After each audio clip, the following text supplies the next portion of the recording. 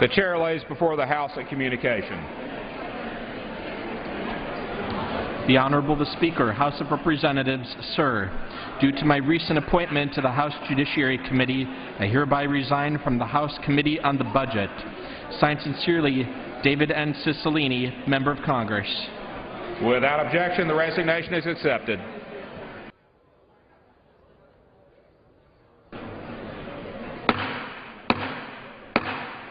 The House will be in order. Members will take their conversations off the House floor.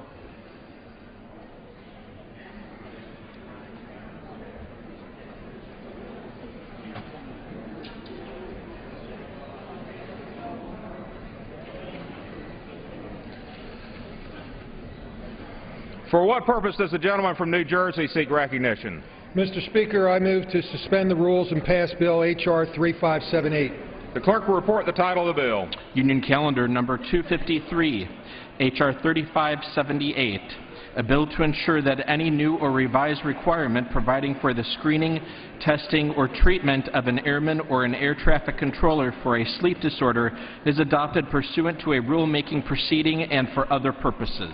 Does the gentleman call up the bill as amended? Yes. Pursuant to the rule, the gentleman from New Jersey, Mr. LaBionda, and the gentleman from Washington, Mr. Larson, each will control 20 minutes. The Chair recognizes the gentleman from New Jersey. Mr. Speaker, I ask unanimous consent that all members may have 5 legislative days in which to revise and extend their remarks and include extraneous materials for the record on H.R. 3578.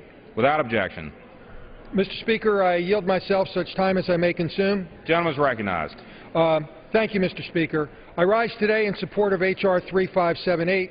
First, let me begin by thanking some of my colleagues, first and foremost Congressman Larson, also Congressman Bouchon, Lipinski, and Graves for their help and support in introducing this very important bill. Before I explain the bill, I ask unanimous consent to enter into the record letters of support for H.R. 3578. Objection. Thank you, Mr. Speaker. 3578 addresses the medical certification process for the pilots and air traffic controllers as it relates only to sleep disorders. Currently, pilots and controllers are required to be medically certificated by the FAA at varying intervals. The duration as well as the type of medical certification depends on the type of activity they are seeking to perform. Airline pilots, private pilot, etc., and all other factors such as age. Regardless, pilots and controllers undergo a thorough medical review process, and the FAA ultimately decides whether or not to issue them a medical certification. Further, there are no certain medical conditions that the FAA automatically deems as disqualifying. Currently, pilots with one or more of those conditions, including sleep apnea, are required to seek a special certificate which is issued at the sole discretion of the FAA and only if the applicant can prove they will not endanger public safety. Neither process is perfect, but it's a process that works.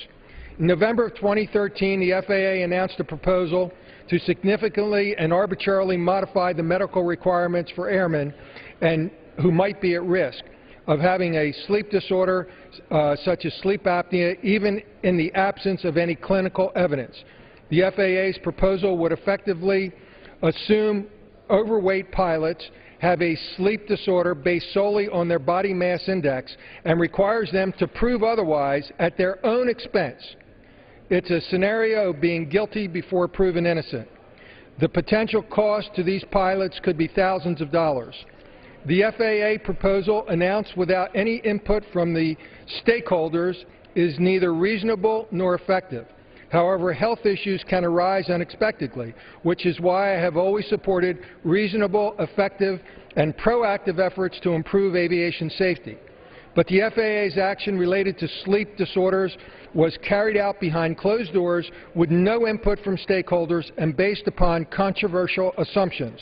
While I applaud the FAA for seeking stakeholder input recently, it is a little bit too little, too late. Safety is my top priority as chairman of the Aviation Subcommittee. That is why the legislation we are considering today, 3578, does not prohibit the FAA from implementing new medical certification requirements for sleep disorders. But it does require the FAA, in the case of pilots, to conduct an open rulemaking process, and in the case of air traffic controllers, to use a process established under the current federal employment law. Finally, it is important to note that H.R. 3578 does not change the FAA's medical certification process or otherwise prevent the agency from responding to new medical issues in a timely manner. This legislation applies only to proposed changes to the medical certification process for sleep disorders. In addition, the rulemaking process required by this legislation does not apply to the enforcement of requirements providing for the screening, testing, or treatment of pilots and controllers for sleep disorders in force prior to November 1, 2013. 3578 is a bipartisan bill that is supported by a wide range of stakeholders, and I urge my colleagues to support it. And with that, I reserve the balance of my time. Gentleman reserves. The gentleman from Washington is recognized. Thank you, Mr. Speaker. I yield myself as much time as I may consume. The gentleman is recognized. Mr. Speaker, I rise in support of H.R. 3578. I want to thank Chairman Lobiondo for bringing this issue to the attention of the committee and working so hard to bring it to the floor so quickly. This bill would require the Federal Aviation Administration to go through a rulemaking process if it chooses to propose and implement a new pilot medical certification requirement for sleep apnea. Under current law, in order for a pilot to be certificated, every pilot is screened by an aviation medical examiner to ensure they are safe and capable of piloting an aircraft. If a pilot is diagnosed with obstructive sleep apnea or any other disqualifying medical condition, that pilot must obtain a special issuance medical certificate from FAA to keep flying. Last November, the FAA abruptly announced changes to the medical certification process as it pertains only to sleep apnea. The new policy would require all airmen with a body mass index, or BMI, of 40 or more to undergo new testing and evaluation requirements for obstructive sleep apnea in order to obtain their medical certificates. General aviation groups and pilot unions have raised concerns that the FAA's proposed policy changes could impose significant undue costs on thousands of airmen without an adequate opportunity for the public to comment on the relative safety merits of these new requirements. H.R. 3578 would ensure transparency and require the FAA to initiate a rulemaking if it chooses to implement a new pilot medical certification requirement for sleep apnea. This bill would not prohibit the FAA from implementing new medical certification requirements, but the rulemaking process will provide the opportunity for all interested parties to comment on any proposed changes. So I urge my colleagues to support H.R. 3578, and with that I reserve the balance of my time.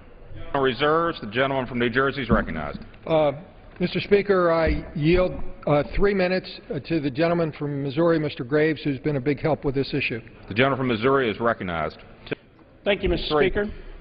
Mr. Speaker, as a general aviation pilot myself, I was shocked when the FAA Air Surgeon Dr. Fred Tilton announced a forthcoming guidance to require additional testing for pilots. And as was mentioned, these arbitrary numbers, a BMI of 40 or the neck size of 17 inches. And not only did he indicate in December that FAA would move forward with this new guidance on sleep apnea, but challenged Congress by saying, if Congress passes a law to force industry consultation, we will be compliant. But until they do so, we will move forward with our guidance. That's a quote from himself. Today, Congress is acting against the FAA's egregious assumption that these pilots pose a safety risk if untreated. When it comes to general aviation community's safety record, there's simply no data or evidence to suggest that sleep apnea, or any other medical issue for that matter, is a cause behind general aviation accidents. In fact, most of these accidents happen as a result of weather. GA pilots know that every time they get into a plane, they are taking their own lives into their hands as well as the others. So naturally, pilots are not going to knowingly put themselves into an unsafe situation. You know, what's so absurd about this process is just the medical certification in general. The FAA requires GA pilots to go through, or any pilot for that matter, to go through certification every 2 years for a third-class medical and certification every year for a first or a second-class medical. But there's nothing in that process that guarantees a pilot's fitness to fly within that time period. It's up to the pilot to determine his fitness to fly himself or herself, and he or she knows best. General aviation supports 1.2 million jobs, and it contributes $150 million annually to the GDP. There's 223,000 general aviation aircraft out there serving 19,000 small and regional airports, and it accounts for 27 million flight hours and serves 166 million passengers every year.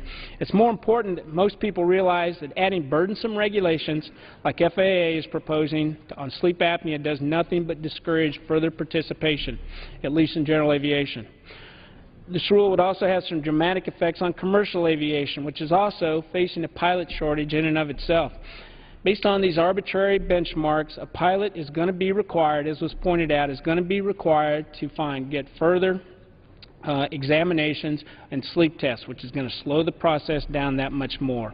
But the outcry from the pilot community, both in general aviation and commercial, has led to the introduction of this bill, which is H.R. 3578. What this bill simply does is require the FAA to go through the normal rulemaking process, which allows for public comment and requires them to analyze the impact of the regulation. The FAA should follow the rules. It's plain and simple. That's all we're asking. They should listen to pilots and take their viewpoints into account. And I want to thank Chairman Lobiando and all the others for sponsoring this piece of legislation, for joining me to make sure the FAA goes through the proper channels in issuing this regulation. You know, similar legislation addressing sleep apnea for truckers was passed by both the House and the Senate last fall and signed by the President. And I hope my House colleagues will join me in supporting this similarly common sense piece of legislation. I thank you. The gentleman's time has expired. The gentleman from Washington is recognized. Thank you, Mr. Speaker. I reserve the balance of my time. The gentleman reserves. The gentleman from New Jersey is recognized. I'd like to yield 3 minutes to the gentleman from New York, Mr. Hanna. The gentleman from New York is recognized for 3 minutes. I thank the gentleman from New Jersey. Mr. Speaker, I rise today in support of 3578, which would require the FAA to conduct a formal rulemaking process for sleep apnea certifications for pilots and air traffic controllers. As a member of the Small Business Committee and the Transportation Committee, and as a pilot, I am deeply concerned that complex federal regulations and bureaucracy are hurting America's aviation industry. When deemed absolutely necessary, new FAA rules should follow a transparent and open process that includes strong oversight and input from all stakeholders. The proposed sleep apnea regulation was a broad administration guidance with no oversight or input. Furthermore, this is yet another example of the administration's regulation in search of a problem. According to the Civil Aviation Medical Association, there was no scientific evidence that sleep apnea has compromised aviation safety. According to yesterday's Washington Post, the number of small planes flying across this country has fallen by nearly 200,000 since 1980. Production of single-engine airplanes has fallen to 20-fold to below 700 per year. We need to ensure that any regulation help, not hinder, the aviation industry in growing and prospering. Across the nation, nearly 1.2 million workers depend on the general aviation industry. This is especially true in rural upstate New York. I encourage the FAA to ensure that we promote safety in a way that is consistent with growing our vital aviation industry and it makes sense in the real world. H.R. 3578 would require the FAA to follow a proven and transparent process when issuing rules, and so I urge my colleagues to support this bill. I yield back the balance of my time. Gentleman yields back. The gentleman from Washington is recognized. Thank you, Mr. Speaker. I continue to reserve the balance of my time. Gentleman reserves. The gentleman from New Jersey is recognized. How much time remains? The gentleman from New Jersey has 11 minutes remaining. I'd now like to recognize Mr. Bouchon for 3 minutes. Thank him for his help with this issue. The gentleman is recognized for 3 minutes. Thank you very much. Mr. Speaker, I rise today in support of this bill. Less than 6 months ago, the House passed my bill, which requires the Department of Transportation to address the issue of sleep apnea for truck drivers through a rule and not guidance, potentially saving the industry $1 billion. Unfortunately, our nation's pilots and air traffic controllers are facing a similar arbitrary guidance issued by the FAA, and we've brought a bill to the floor to protect them. As a doctor, I know firsthand that sleeping disorders are incredibly serious and can be very dangerous. However, I also know that you can't diagnose any patient by a set of arbitrary guidelines and stereotypes. Like any other major disease, it can only be diagnosed through proper testing and conversation with a doctor. Issuing guidance based on non-medical factors on this issue for pilots and air traffic controllers will cause doctors to order unnecessary tests, driving up the cost of health care and potentially affecting our nation's airline travelers. I urge all of my colleagues to vote yes on this piece of legislation, and I yield back. Thank you. He yields back. The gentleman from Washington is recognized. Thank you, Mr. Speaker. I continue to reserve the balance of my time. The gentleman reserves. The gentleman from New Jersey. Mr. Speaker, I do not have any more speakers, and I'm prepared to close when Mr. Larson is finished, when he closes. Gentleman from Washington is recognized. Thank you, Mr. Speaker. Just would again like to ask my colleagues to support this legislation. It's bipartisan. We worked hard to get it here quickly, and appreciate people supporting this. And with that, yield back the balance of my time. When yields back, the gentleman from New Jersey is recognized. Thank you, Mr. Speaker. In closing, I'd like to again thank my colleagues, Mr. Larson, and colleagues who were interested in this issue. I'd like to reiterate that this bill is about transparency and about working with stakeholders, two areas in which the federal government desperately needs to improve. I strongly urge all of my colleagues to support the bill, and I yield back the balance of my time. The question is, will the House suspend the rules and pass Bill H.R. 3578 as amended? Those in favor say aye. Those opposed say no. In the opinion of the Chair, two-thirds being in the affirmative, the rules are suspended. The gentleman from New Jersey. Mr. Speaker, I object to the vote on the grounds that a quorum is not present and make the point of order that a quorum is not present. Pursuant to Clause 8 of Rule 20, further proceedings on this motion will be postponed.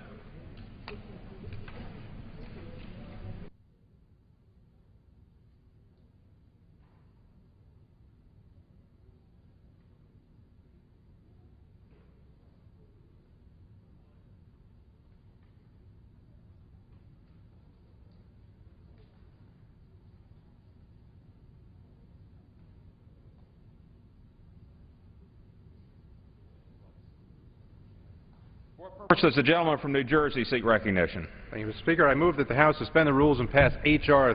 3448. That's the Small Cap Liquidity Reform Act of 2014 as amended. The clerk will report the title of the bill. H.R. 3448, a bill to amend the Securities Exchange Act of 1934 to provide for an optional pilot program allowing certain emerging growth companies to increase the tick sizes of their stocks.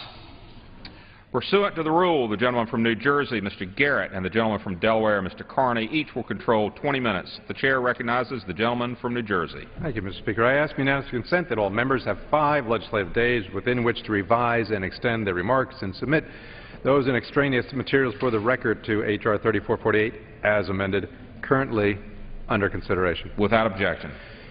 At this time, Mr. Speaker, I recognize myself for as much time as I may consume. The gentleman is recognized. So again, thank you, Mr. Speaker, and I do rise in support of H.R. 3448, which is the Small Cap Liquidity Reform Act of 2013.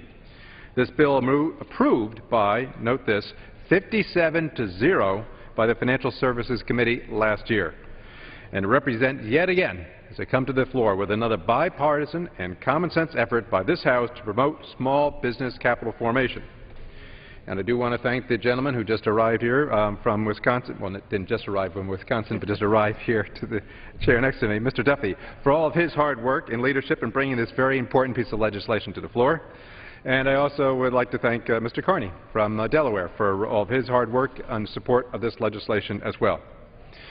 What are we talking about here? Today, many small publicly traded companies are finding it more and more difficult to attract investors in their demand and trading liquidity for their stocks. As a result, these companies may have trouble obtaining the investor capital they need for the companies to grow and create jobs. So H.R. 3448 would begin to address this liquidity crunch by testing a pilot program, whether increasing the minimum trading increment, we also call them the tick size, for certain emergent growth companies, EGCs, from a penny to 5 cents or 10 cents, and whether this would promote liquidity by incentivizing market makers and other investors that trade in these stocks. What it would do is concentrate their trading interests within a few price points. Now, all this may sound like a lot of Wall Street and stock market jargon, but you know, at its core, this bill is a simple bill. It's aimed at helping American small public companies obtain the capital that they need from investors so that they can grow their businesses. What the bill does is leave most of all the details of designing and administering the tick size program to the experts over at the SEC. And as a result, the SEC should have the discretion it needs to devise this pilot program that reflects the views of all the market participants and all the interested parties, and then that generates the maximum amount of deep and useful data on how different tick size impact tradings in this stock market area. Indeed, by first establishing a temporary pilot program, this bill will ensure that any potential and permanent changes to tick sizes that may be made sometime in the future, well, they'll be done only in a thoughtful, incremental, and a data-driven manner. And this data that I talk about, this data generated from this pilot program, may also be useful into how other aspects of the stock market work. But on this point, let me be clear. This bill is focused on improving small business capital formation. This is not a bill to reform the fundamental structure of the U.S. equity market, nor is it a substitute for a more detailed, holistic review by the SEC how the whole market works. Ultimately, there are no guarantees that a tick size pilot program will achieve the desired results and that the benefits of any future action on tick sizes will outweigh the cost. But this, we should all be agreed that this common sense approach will help small businesses grow. It's worth trying, and we need many more like it. Again, I'll conclude with this, saying that this bill was approved by the Financial Services Committee, and what I said, 57-0. In addition, many market participants, as well as the SEC Chair White, at least 2 of her colleagues, Commissioners Gallagher and Pinawar, and the SEC's Advisory Committee on Small and Emerging Companies, they have all vocally supported the concept of this tick size pilot program. So I hope that this legislation will serve as a final push forward, getting this tick size program forward and moving off the ground. And I urge my colleagues to, again, promote small business capital formation by passing H.R. 3448. And I urge my friends over in the Senate to take up this bill immediately as well. And with that, I reserve. The gentleman reserves. The gentleman from Delaware is recognized. Thank you, Mr. Speaker. Mr. Speaker, I yield myself such time as I may consume. The gentleman is recognized. Thank you, Mr. Speaker. I rise in support of H.R. 3448, and I'd like to thank Mr. Garrett, Chairman of the Capital Markets, and in particular I'd like to thank the gentleman from Wisconsin, Mr. Duffy, for his good work on this piece of legislation. I've certainly enjoyed working with him on it. I particularly want to applaud Mr. Duffy for his willingness to address concerns raised by stakeholders, members of the committee, and those we heard from during the hearing on this bill. I appreciate his commitment to working in a bipartisan way in developing good and workable policy in this legislation. As has been already said, the purpose of our bill is really pretty simple. We know that small businesses are the engine of job creation in this country. We want to encourage investors to take a closer look at small businesses and invest in them so that they can continue to grow and create jobs once they've gone public. In my home state of Delaware, as a corporate center, we have a lot of people who spend a lot of time paying attention to corporate formation and corporate governance. In a former life as the State Secretary of Finance and as Lieutenant Governor, I worked with a lot of these people. They've been following the trends over the past 10 years, and they've observed the decline in IPOs and the changes in the growth of emerging growth companies after going public.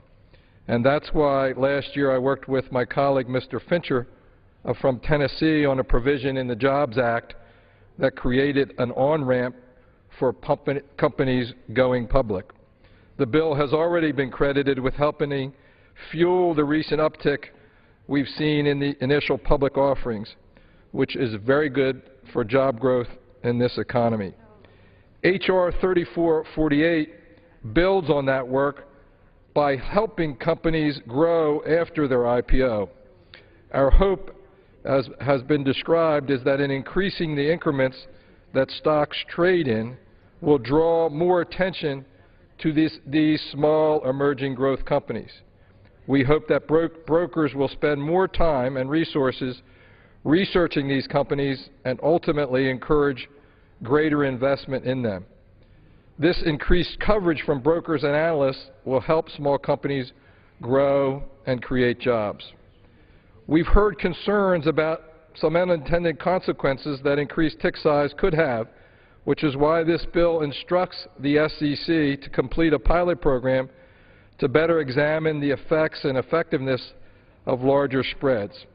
Additionally, this bill gives the SEC the flexibility to implement a pilot program in a way that will produce better information, the best information on how to proceed afterwards. But thanks to members and staffs on both sides of the aisle working closely together, we were able to come up with a bill that makes sense and that addresses the concerns that we heard from other members, from stakeholders, and from the Financial Services Committee hearing that we had. The 4 amendments accepted in the committee were all consistent with our original objective, and each improved the bill based on input that we received from members and stakeholders. This bill is truly a bipartisan effort. As Mr. Garrett pointed out, it passed out of the committee on a 57-0 vote. As with any piece of legislation, once we got into the weeds, it turned out to be a little bit more complicated than we initially thought. But the end result is a good product that members on both sides of the aisle can support. I want to close again by thanking Mr. Duffy and his staff for their hard work, for working together with us, for involving us in the discussions about the particulars of this bill. And I urge members on both sides of the aisle to support H.R. 3448, the Small Cap Liquidity Reform Act of 2013. And with that, I yield back the balance of my time. The gentleman yields back the balance of his time. The gentleman from New Jersey is recognized. At this time, I would like to yield to the gentleman from Wisconsin, the prime sponsor of this legislation, the gentleman who has been the driving force behind this idea, Mr. Duffy, as much time as he may consume. The gentleman from Wisconsin is recognized. Thank you, Mr. Speaker, and thank you, Mr. Chairman, for yielding time. As both you and the gentleman from Delaware mentioned, it's pretty remarkable that on financial services, where committee comes together and doesn't always agree on the particulars of every debate that we have, that this bill came out and we had a vote of 57-0 moving it forward. I think underscores the fact that there was a lot of work put in on the front end, making sure we were working out the kinks and the concerns. I'm very appreciative of Mr. Carney from Delaware and all the effort and help he put in, and from Mr. Garrett making sure that we could put a package together that we can get a lot of folks to buy into. We all realize that job creation, especially with a slower moving economy, is incredibly important. And job creation at the higher levels come from our small businesses, our emerging growth companies. And as Mr. Carney earlier referenced, that's why financial services came together and passed a bill out of the House, along with the Senate moving and the President signing the Jobs Act, that helped emerging growth companies actually get on the on-ramp and go public, accessing more and better capital. What we've seen, though, are a few concerns from those small emerging growth companies that are going public, that they're not as easily accessing capital as they thought they may. And that's why we've come together to go, how can we start a pilot program to see if we can enhance the interest and the capital and liquidity of these emerging growth companies. And it really is not very complicated, as Mr. Garrett indicated. This is a 5-year pilot program. So if things don't go as expected, the program will end. And if it goes as well as we think it may, we can continue this on permanently. And we're truly looking at small emerging growth companies, those that have revenue of less than $750 million a year. Again, the small, fast-growing companies. It's a small space of the market. It's only 2% of trading on and off exchanges. There's been a lot of debate as we've done this about, well, what's an appropriate model to use when we increase the tick size? Do we do a trade ad, a quote ad, midpoint matches? A lot of people came to us with a lot of different ideas. And we both realize, well, all of us realize this, there's a larger debate going on right now that involves our dark pools and our exchanges. To be very clear, no one here who worked on this legislation wants to impact, in this bill, that debate. The intent of this bill is not to influence that debate at all.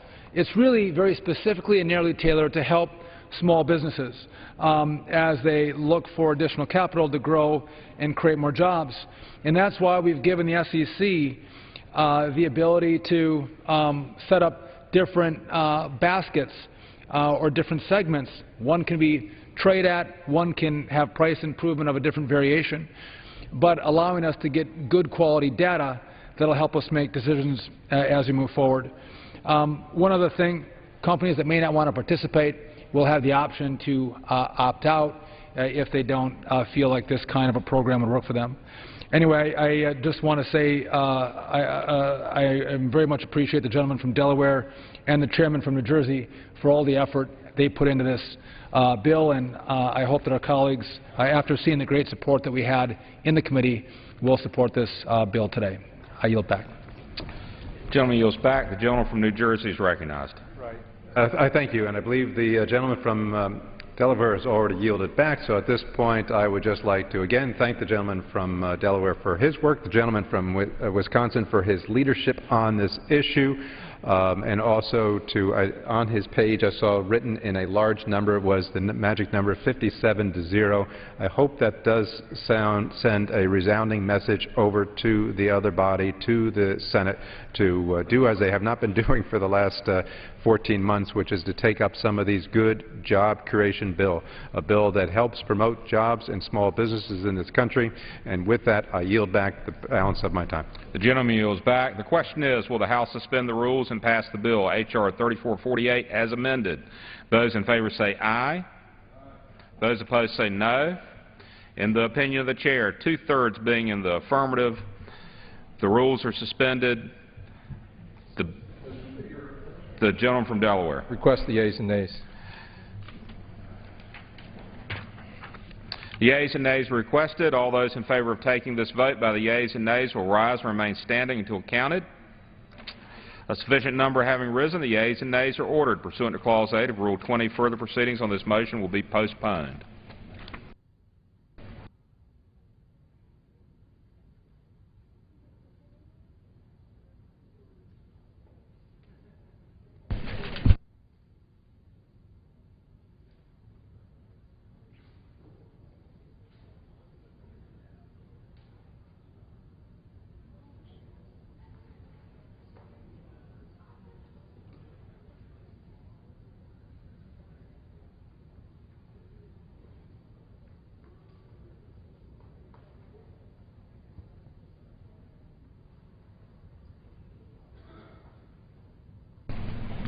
For what purpose does the gentleman from Georgia seek recognition?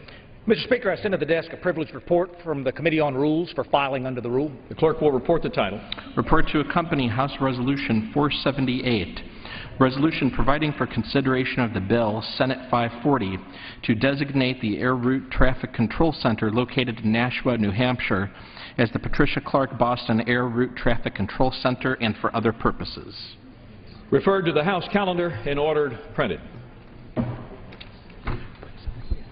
What purpose does the gentleman from Georgia seek recognition? Mr. Speaker, by direction of the Committee on Rules, I call up House Resolution 478 and ask for its immediate consideration. The clerk will report the resolution.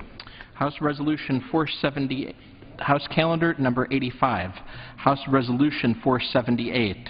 Resolved, that upon adoption of this resolution, it shall be in order to consider in the House the bill, Senate 540, to designate the Air Route Traffic Control Center located in Nashua, New Hampshire as the Patricia Clark Boston Air Route Traffic Control Center.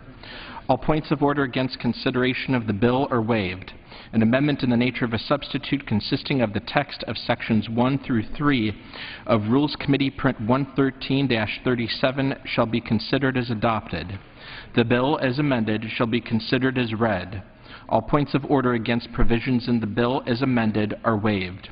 The previous question shall be considered as ordered on the bill as amended and on any amendment thereto to final passage without intervening motion except one. 1 hour of debate equally divided and controlled by the majority leader and minority leader or their respective designees, and 2, 1 motion to recommit with or without instructions. Section 2, House Resolution 475 is amended in Section 2 by striking February 13th, 2014 and inserting February 12th, 2014.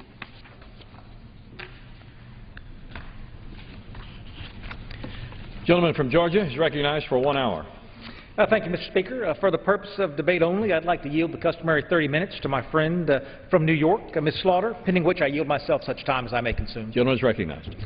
Also, Mr. Speaker, if during consideration of this resolution all time is yielded for the purpose of debate only, I'd like to ask unanimous consent that all members may have 5 legislative days to revise and extend their remarks. Without objection.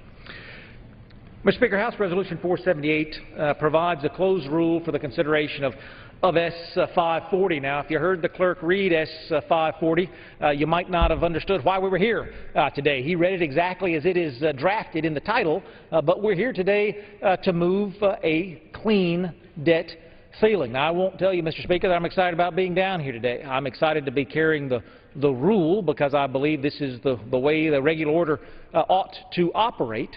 But I came here, as you did, Mr. Speaker, and as so many of my colleagues did on the other side of the aisle, to try to move the needle, on federal spending, try to move the needle on the borrowing that's going on from our children and our grandchildren. We talk so often back home, Mr. Speaker, about raising taxes. In fact, so many folks in this chamber have signed a pledge to say, I will never raise taxes on the American people, and I admire that sentiment. But, Mr. Speaker, when we have a vote to raise the debt ceiling, debt that has to be paid, we are, in effect, raising taxes on the American taxpayer. Now, it's not a surprise to anyone in this chamber. I sit on the Budget Committee. Anyone who's looked at the budget understands that we don't have enough revenue to pay our bills. In fact, Mr. Speaker, I had the great pleasure of being on the Republican Study Committee as chair of their Budget and Spending Task Force. I had an opportunity last year to offer the most conservative budget offered in this chamber. The most conservative budget offered in this chamber, and we had to continue borrowing money as far as the eye can see. When Rand Paul was elected to the United States Senate, among much fanfare, lots of conservatives across the country looking to Rand Paul for guidance, and rightfully so. He dropped the budget in the United States Senate. Most conservative budget introduced at that time in Washington, D.C., balanced the budget in 3 years by abolishing agency after agency after agency. Sentiments that I happen to agree with wholeheartedly, but know that we don't have the votes to achieve. And even that budget required borrowing money from our children and our grandchildren for the next 3 years. So it's not a happy day that we are here, Mr. Speaker. The happy day, I would argue, was back in August of 2011. I was a young freshman member, Mr. Speaker. I remember it because it was the kind of vote that you ran for Congress to take. We were here, and the news commentators were back and forth. Is it the right deal? Is it the wrong deal? John Boehner and President Barack Obama engaged in debate at White House night after night after night, and suddenly a deal was reached. Now, as has been my experience in my 3 years in this chamber, Mr. Speaker, the term "a deal has been reached" 100% of the time means what Rob Woodall wanted didn't happen. It's funny how that works out. I get one voice out of 435, and so when I have to send my speaker down to the White House and negotiate with not just one president but 100 more senators, I don't get what I wanted. But what I did get in August of 2011, Mr. Speaker, was an agreement that if we raised the debt ceiling, if we agreed to further encumber our children and our grandchildren, as everyone in this chamber knows that the current laws of the books require us to do, we would take a step, a $2 trillion step, to try to make sure that we didn't have to raise the debt ceiling again. Didn't contain what anybody thought was the 100% right plan, Mr. Speaker, but it was a proposal that we could come together around. Not just we Republicans, not we the House of Representatives, not we Capitol Hill with the Senate, but we, the elected representatives of the American people, from the White House to the U.S. House to the United States Senate. We've come 2.5 years, Mr. Speaker, and we've done some amazing things.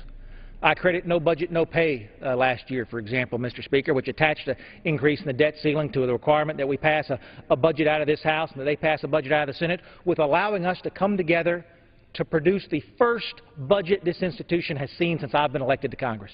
First one, not the first House-passed budget. We do that every year. It's our responsibility. Of course we do.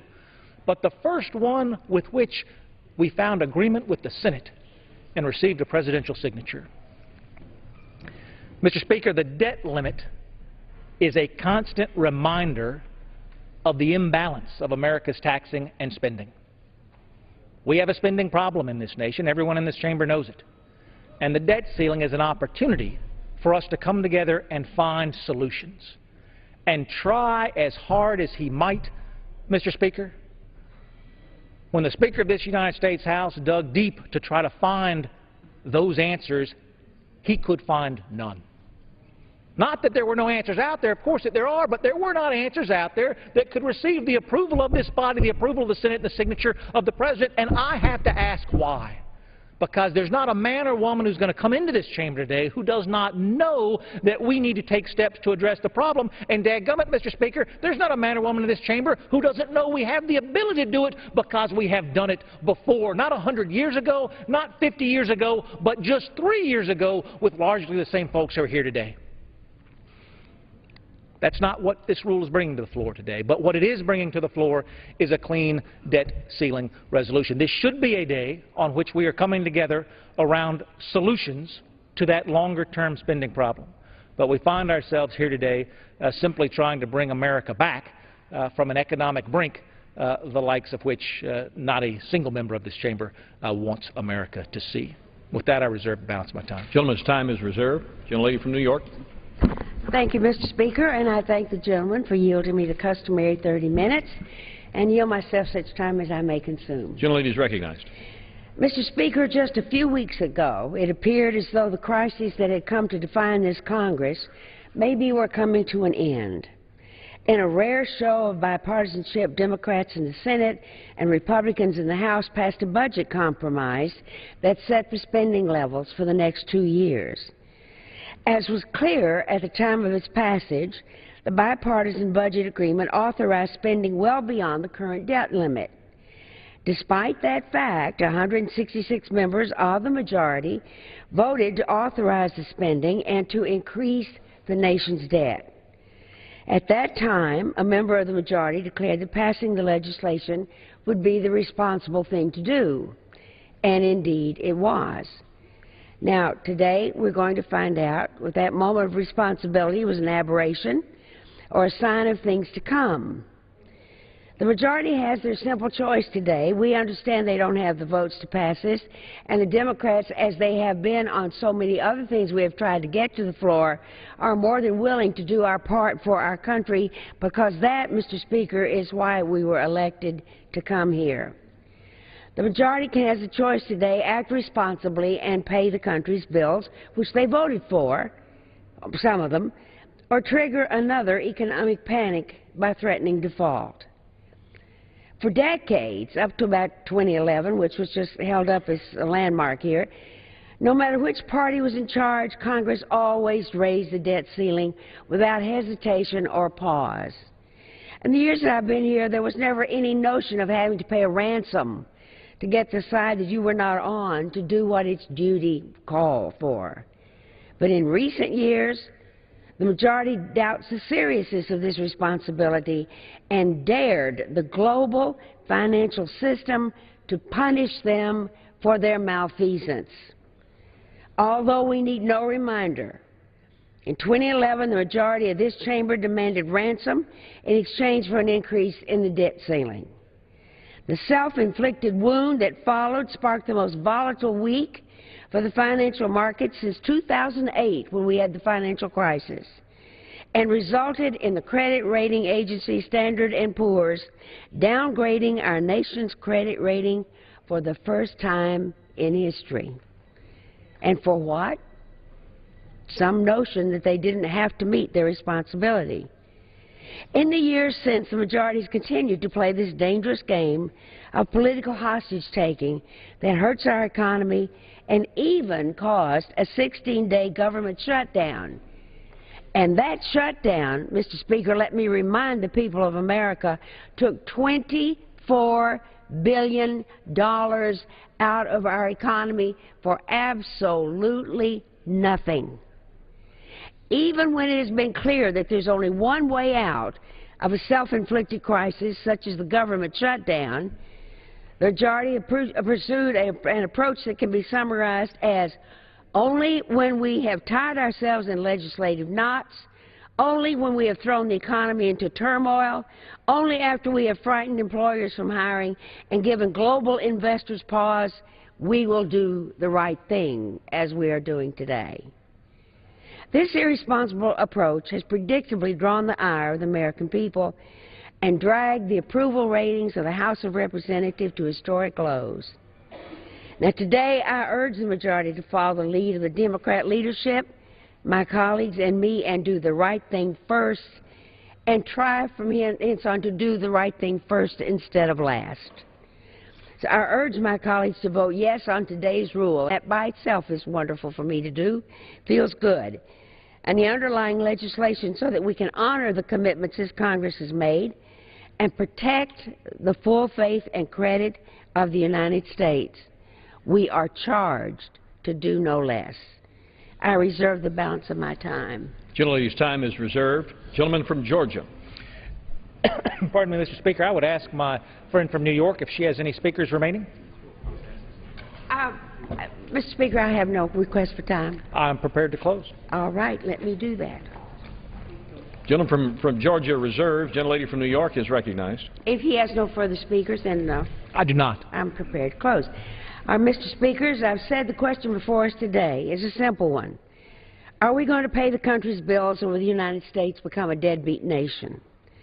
It's not a question of increasing the nation's spending. The question was answered when the 166 members of the majority voted to spend beyond the nation's debt ceiling by passing the bipartisan budget agreement just a few weeks ago.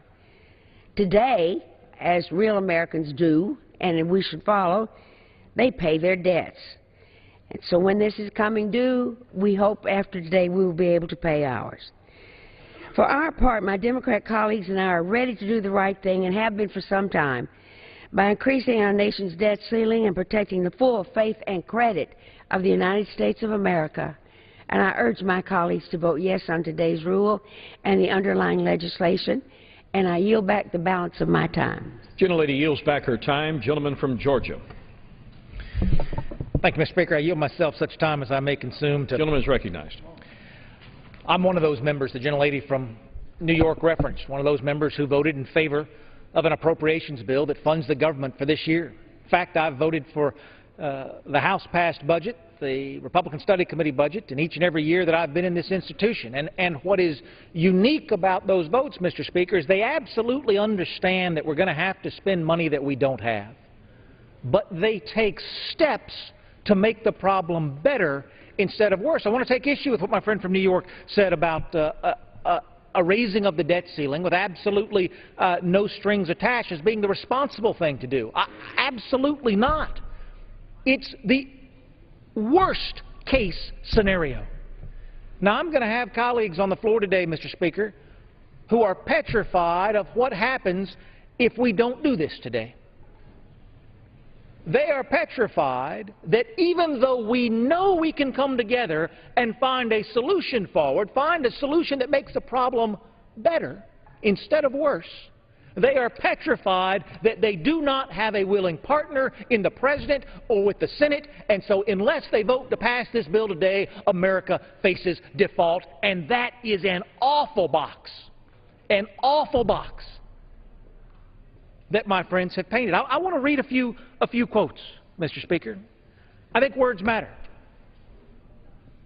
This is in 2006, as a young Senator Barack Obama faced a debt limit increase in the United States Senate, and he said this, and I just want to point out, because my friend from New York talked about the obviousness of this vote, how clearly this is the right thing to do, is just to raise the debt ceiling to whatever amount folks would like. Here's what Senator Barack Obama said in 2006.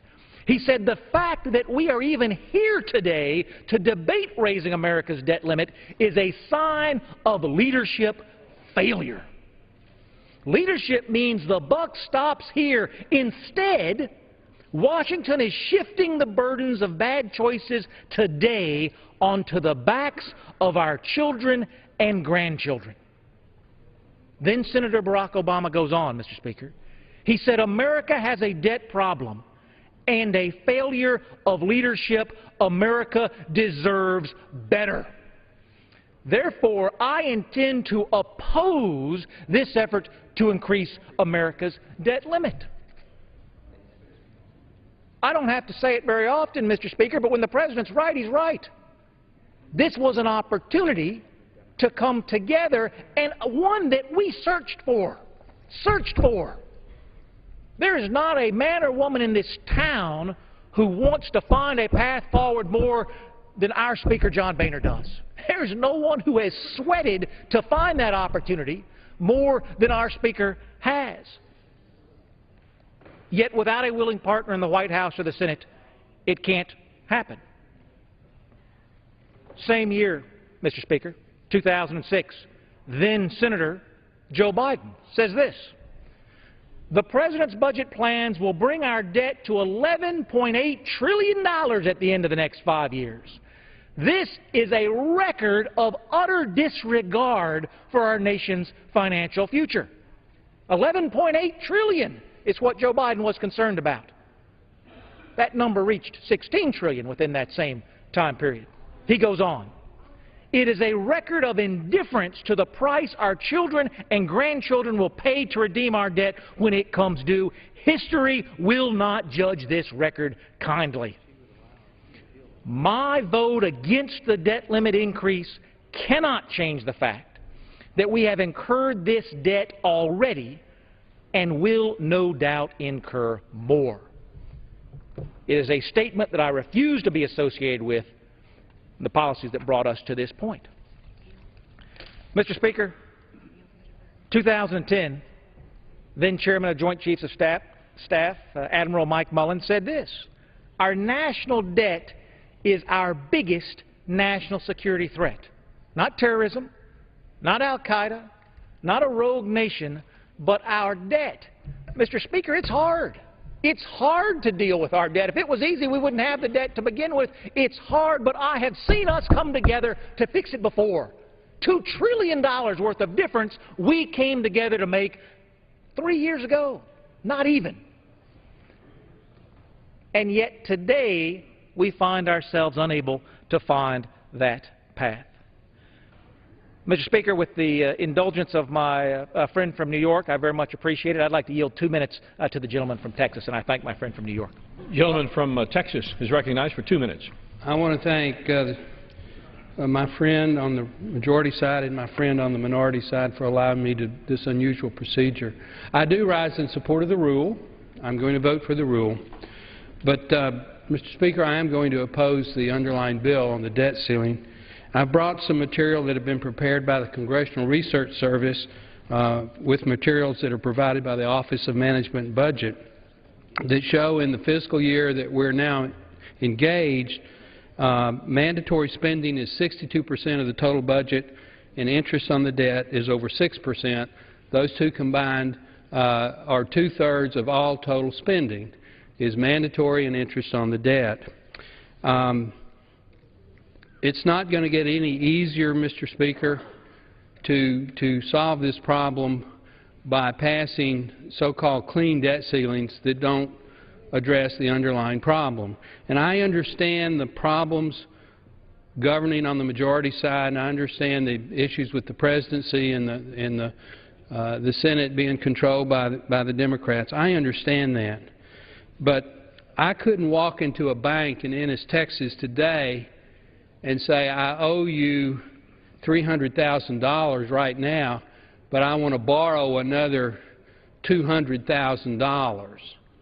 They would want to know what plan I had to repay the money I'd already borrowed, and they would want to know how giving me another $200,000 would actually be the appropriate thing to do.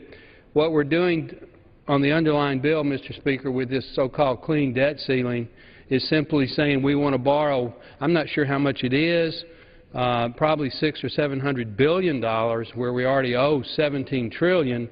We have no plan to repay the money we've already borrowed, and certainly no plan to repay the money we're going to borrow. So my comment today is this Congress should be addressing this problem in a bipartisan fashion today. We'll be back here in March of next year. We'll have the same debate. So I will be voting to no later this evening. I do thank my good friend from Georgia and my good friend from New York for allowing me to speak. And with that, I yield back to the distinguished member of the Rules Committee, Mr. Woodall. I thank the gentleman, and again I thank the gentlelady from New York as well. Mr. Speaker, we don't have these opportunities very often. I would posit to my colleagues that if really the right answer is to pass clean debt ceilings whenever the debt needs to be increased, I would wonder why it is we don't just repeal the debt ceiling altogether. If this isn't a moment for us to come together, if this isn't a moment for us to do those things that have to be done, if this isn't a moment that focuses like a laser the American people on what the consequences are of the decisions we make today, I don't know what would be. This is our best opportunity, and I could not be more grateful to my friends on the other side of the aisle, Mr. Speaker, for coming together to make some of those things possible. In fact, that great day in August of 2011 that I talk about, that wasn't possible with Republican votes. Turning the dial on spending the tune of $2 trillion, that wasn't possible with just Republican votes. That was a bipartisan effort. That was a collaborative effort that makes a difference for our children and our grandchildren, and it's one of which I hope we are both proud. The men and women who are going to come to the floor of the House today, Mr. Speaker, to cast their vote are all going to be men and women who are deeply concerned about the future of this country. Now, some of those men and women are going to look into their hearts and they're going to look at what default would mean to the nation. They're going to believe earnestly that because we cannot find a partner in the Senate or in the White House to negotiate on solving the problem, that the only step left to take is either default or not. And with a heavy heart, they're going to vote to raise the debt ceiling. There are other men and women in this body, Mr. Speaker, who are going to come to the floor today for this vote, and they are going to say default is a terrible, terrible, terrible even threat to make. But if we do not find a way to curb the growth of federal spending, default is not a question of if, it is a question of when. It is a question of when. There is not a budget in Washington, D.C. that stops the borrowing next year, or 2 years from now, or even 10 years from now. There's not one. And the most conservative budgets we have don't have enough votes to pass. If not today, when? Now, I think the votes have been counted. The decisions have been made, Mr. Speaker. Folks have been grappling with this issue in their hearts and with their constituents. But, Mr. Speaker, I plead with you to play that role in this debate so that when this decision confronts us again, not if, but when, we take advantage of that to do the hard things that must be done. I say to my friends on the other side of the aisle, and I know I speak for a large plurality of our members on this side of the aisle, challenge me to do those things that are hard. Give me that vote to take that so enrages the right flank that I get sent home in the next primary, but I had a chance to do something that mattered while I was here.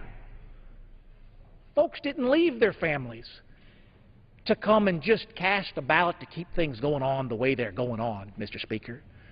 They came on both sides of the aisle to make a difference. The path that we are on with spending and revenue is a path that is unsustainable to the tune of $17.3 trillion today, and a path that is unsustainable to the tune of hundreds of trillions of dollars tomorrow. The economic demise of this country on that path is not if, but when. But we have the ability right here in this chamber to make that difference. We have the ability right here in this chamber to look our children and our grandchildren in the eye and said, when I had that voting card for that brief time, I did everything I did to make a difference. We've been on a streak here, Mr. Speaker, of coming together in surprising ways to achieve things that I thought could not be done. Surprising ways to achieve those things that I thought could not be done. I hope we make deficit reduction in this next budget cycle, Mr. Speaker, that same bipartisan priority.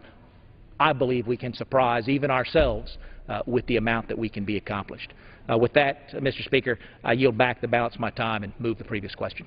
Without objection, the previous question is ordered. The question is on adoption of the resolution. Those in favor shall say aye. Those opposed, no. The ayes have it. The resolution is agreed to. And without objection, a motion to reconsider